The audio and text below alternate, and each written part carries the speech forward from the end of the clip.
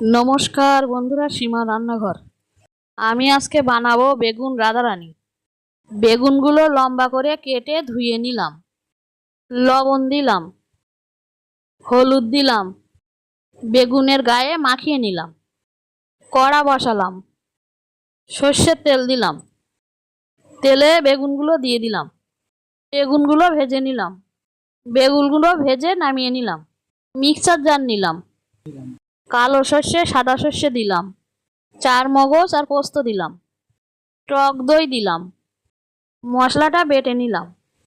সর্ষের তেল দিলাম, কালো জিরে দিলাম, টমেটো দিলাম, লবণ দিলাম, বেটে রাখা মশলাটা দিয়ে দিলাম।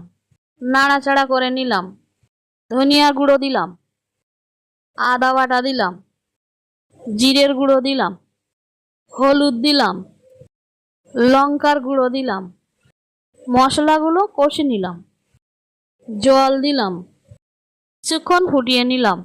ভেজে রাখা বেগুনগুলো দিয়ে দিলাম, আরও কিছুক্ষণ ফুটিয়ে নিলাম, নামিয়ে নিলাম।